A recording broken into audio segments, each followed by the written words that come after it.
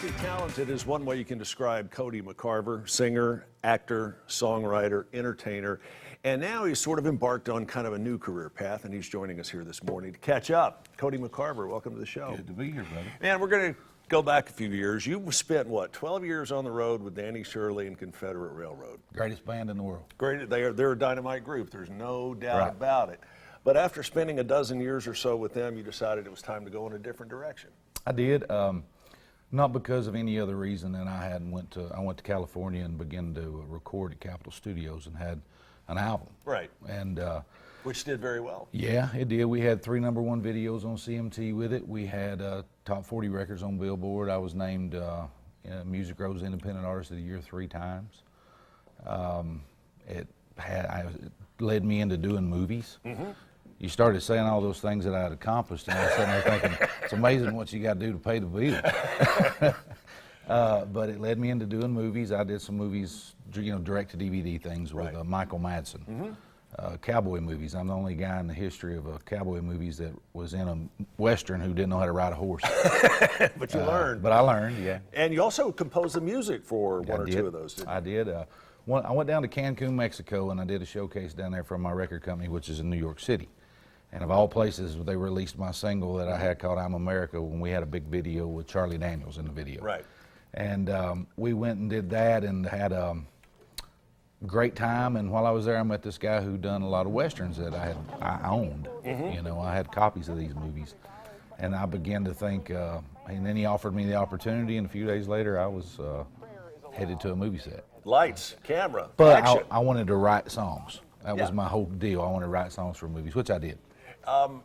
You've taken a turn lately into going into a more gospel approach for your outlaw gospel. Outlaw gospel. What is outlaw gospel? Because you were touring with David Allan Coe for a while, and a lot of things you can say about him, but I don't think gospel fits that bill. Well, you'd be surprised. Really? Yeah, you'd be surprised.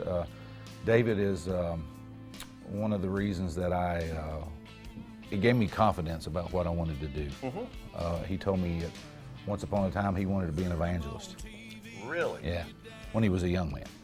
And but I began this whole thing came about, man. I was really struggling with alcoholism. Right. A lot of people don't know that, but I really was. And my life, my dad was in prison. Mm-hmm. He died in prison. And my mom was a drug addict, and my life was just a wreck. Were you going down that same path? Oh, 100%. And this was after I left Confederate Railroad between 2010 and 2013, 14. Mm-hmm. And I wouldn't go to church because I didn't like church people. Right. The same, Sure. I don't care about. Well, you were playing piano in church when you were 10. I grew up in church, right. but I don't want to be around church people at that time. And I just said the same thing a lot of people say, which is, well, you can't go to church, the roof fall in. If I go to church, the roof fall in, because man, I was living a rough life. I can't even go into the details here. Right. And but I went back to that little church I grew up in, man, and it just changed me forever. And I started writing Christian songs, and I took them to Nashville, and I tried to meet people in the Christian music business, and I found out that it was really corporate, mm-hmm. and that I didn't sound like they wanted me to sound. You didn't fit in that pigeonhole. No, I said, some guy told me I sounded outlawy. And I said, well, I was part of Confederate Railroad. I was, yeah, it's just my lifestyle. Sure. And I'm just writing what I know, and my lyrics were too real, and I said Jesus too much. And there was a lot of things that I said, well, maybe I'll just call it outlaw gospel. And wow, you're off. You've got a new project that's coming out here a little bit later on this year, right? The single "Rise Up" is already out and available. Yeah, it's at radio, some country radio, all gospel radio. It's called "Rise Up." You can buy it online everywhere. The full album will be out in a month or so, and the video, we shot the music video, which I've been watching you show clips of here. Yeah. We shot that video at the Tennessee Pavilion. Right. And Deb House, a girl who did all Montgomery Gentry's videos, Miranda Lambert videos, Brad Paisley videos, she was head of A&R at Sony for 20 years. She came here and did the video. Wow, nice. And I want to say this, that video would not have been filmed, there would not be anything going on with it at all if it wasn't for a guy named Louis Card. Yep, we all know Louis. And Louis, he's helping fund my music and my ministry, and his son, Lou, is my partner. And we're developing a record company for other faith-based artists that don't fit.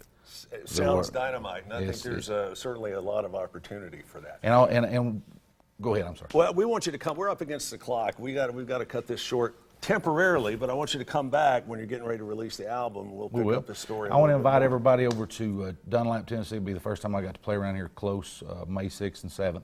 It's Valley Fest, Yes, right? yeah. All right, May 6th and 7th. You can find out more about Cody. He's a dynamic guy, good friend, and he's got a great story. CodyMcCarver.com is the website. CodyMcCarver.com.